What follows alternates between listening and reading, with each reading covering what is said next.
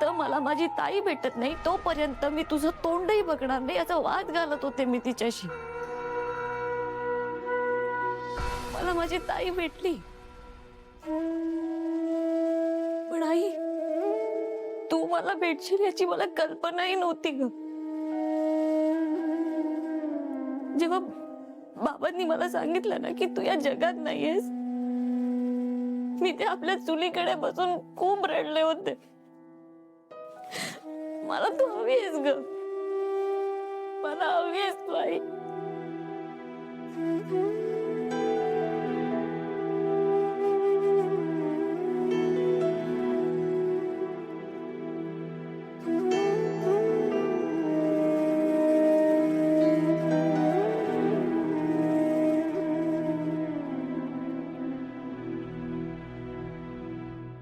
मला समजतंय मीरा.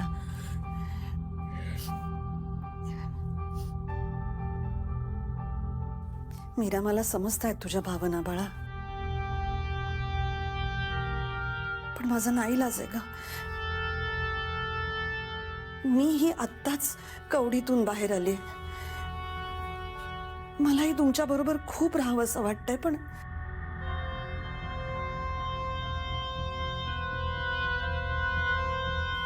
लहानपणी मला तुझे हट्ट पुरवायचे होते.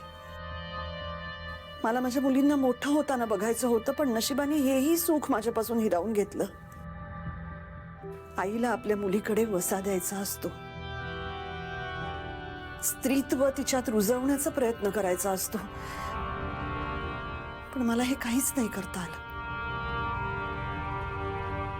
आज मी जेव्हा वेदाकडे बघते ना, तेव्हा मला असं खूप वाटतं की तिला घट्ट जवळ घ्यावं, तिच्याबरोबर खूप खेळावं, पण मला तेही शक्य नाहीये. आत्मा म्हणून जगणं जितकं सहज वाटतं ना, तितकंच ते त्रासदायक असतं. पदोपदी अपूर्णतेची जाणीव होत राहते आणि म्हणून मुक्ती मिळणं अत्यंत गरजेचं आहे. आई,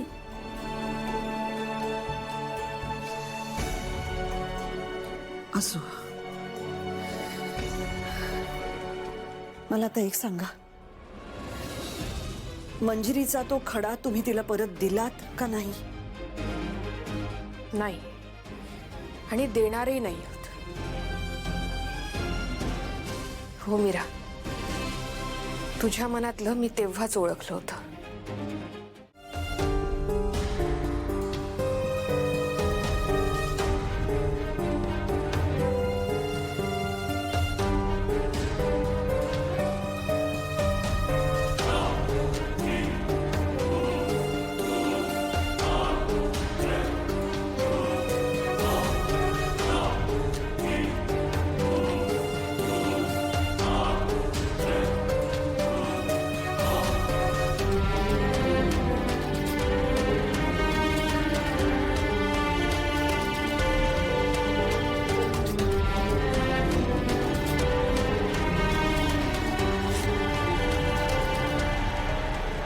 देवी आई, आजी म्हणाली तसं मी स्वविवेकाने निर्णय घेतलाय आणि मी आता हा खडा कायमचा दूर फेकून द्यायला चाललीये. तुझा आशीर्वाद असू देत.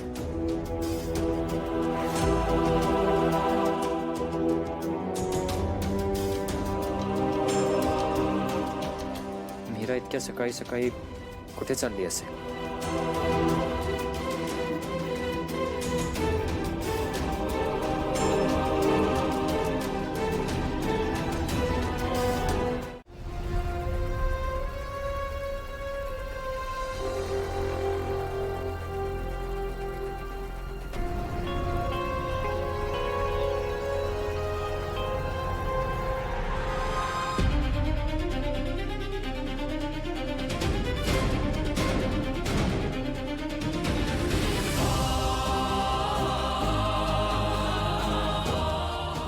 येतीये हं, मीरा येतीये.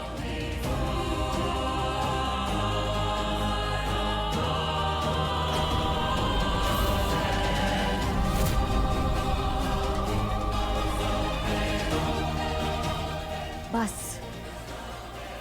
ही दुष्ट शक्ती, ही माया कायमची आता वाहून जाणार.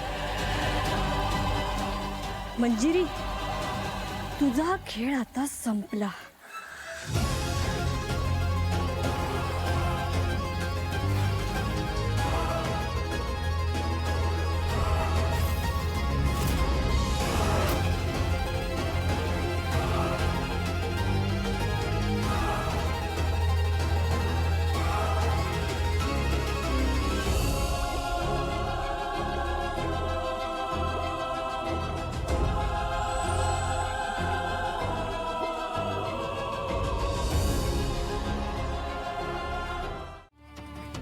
डॉक्टरांनी जिमला जायला नाही सांगितलंय ना काही दिवस. ते सोड. तू कुठे गेली होतीस? मी ते